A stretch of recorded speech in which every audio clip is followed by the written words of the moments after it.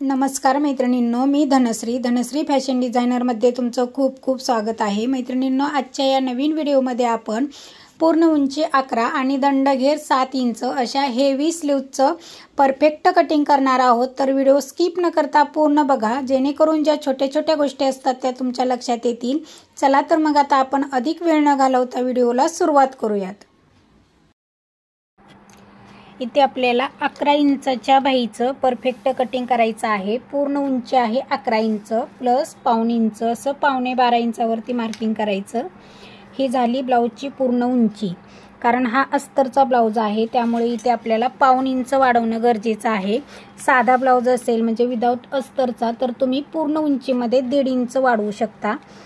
आता इथे आपल्याला 11.25 इंचावरती आपण मार्किंग केलेली आहे आणि त्यावरतीच अशी लाईन आखून घेतलेली आहे। आता ही झाली बाहीची पूर्ण उंची।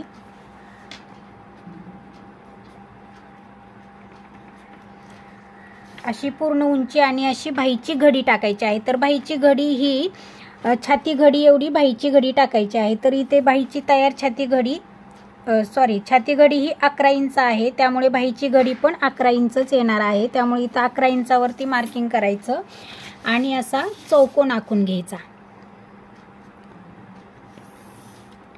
बाहीची पूर्ण उंची, बाहीची घडी।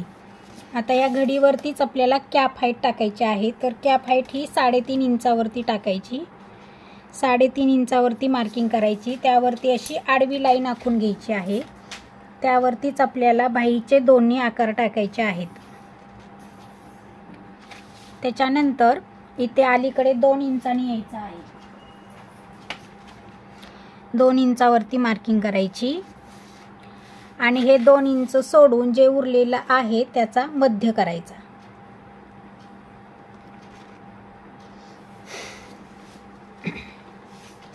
आणि आता ही जी कॅप हाईट आहे 3.5 इंचाची, त्याचे आपल्याला 3 भाग करायचे आहेत। तर 3.5 इंचाचे 3 भाग कसे करायचे?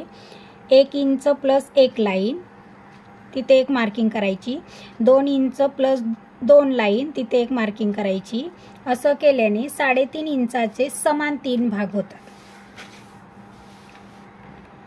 आता आपल्याला बाहीचे आकार द्यायचे आहेत। तर बाहीचा मागील आकार देण्यासाठी आपण इथे पहिलं 1.5 इंचावरती एक मार्किंग करायची, 1.5 पावणे 2 इंचावरती आणि इथे 1 इंचावरती।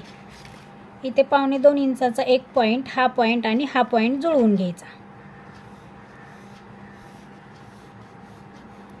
हा झाला बाहीचा बाहेरचा आकार, म्हणजे पाठीमागचा आकार झाला। आणि हा 1 इंचाचा पॉइंट, हा पॉइंट आणि हे जे अंतर आहे त्याचा परत मध्य करायचा आणि हा एक पॉइंट जुळवून घ्यायचा। हे बघा, हा 1 इंचाचा पॉइंट, हा 2 इंच आणि 2 लाईनचा एक पॉइंट आणि हा इथल्या मध्याचा एक पॉइंट। अशा प्रकारे जर तुम्ही आकार दिला बाहीचा तर आकार अजिबात चुकत नाही, अगदी व्यवस्थित येतो।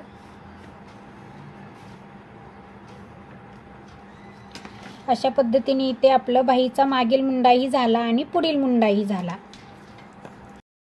त्यानंतर आता राहिला दंडघेर। दंडघेर आहे 7 इंच, त्यामुळे 7 इंचावरती एक मार्किंग करायची, पुढे 2 इंच शिलाई मार्जिन। हे दोन्ही पॉइंट असे जुळवून घ्यायचे। ही झाली बाहीची तयार फिटिंग आणि पुढे 2 इंच हे शिलाई मार्जिन।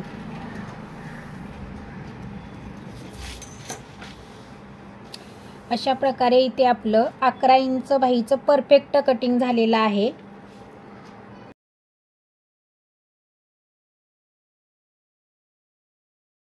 आता इथे थोडक्यात आपण बाहीचं ड्राफ्टिंग समजून घेऊया। ही झाली पूर्ण उंची, ही झाली बाहीची घडी। 3.5 खाली आलो बाहीच्या घडीवरती, 3.5 कॅप हाईट 3.5 वरती घेतली, त्यावरती अशी आडवी लाईन आखून घेतली। त्यानंतर इथे 2 इंच सोडून दिलं। त्यानंतर जे राहिलेलं आहे त्याचा मध्य काढला। त्याच्यानंतर कॅप हाईटचे आपण इथे 3 भाग केले आणि बाहीच्या मुंड्याचे आकार दिले। हा झाला बाहीचा मागील मुंडा, हा झाला बाहीचा पुढील मुंडा।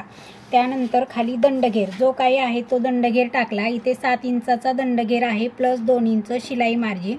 अशा पद्धतीने इथे आपलं सगळं इथं आखून झालेलं आहे, थोडक्यात ड्राफ्टिंग झालेलं आहे। ते आता आपण व्यवस्थित जसं आखलं आहे तसं कटिंग करून घ्यायचंय। कटिंग करताना हे बघा इथून सुरुवात करायची, त्यानंतर हा जो बाहेरचा भाग आहे तो अगोदर व्यवस्थित कट करून घ्यायचा। चुकूनही अगोदर हा भाग अगोदर कट करायचा नाही। तुम्ही जर नवीन शिकत असाल तर चुकून अगोदर हा भाग कट होतो, तसं न करता हा बाहेरचा आकार कट करून घ्यायचा आहे। त्यानंतर मध्यावरती असं नॉचेस द्यायचं आहे। त्यानंतर बाही ओपन करायची, बाही ओपन केल्यानंतर पुढील मुंडा कट करायचा आहे।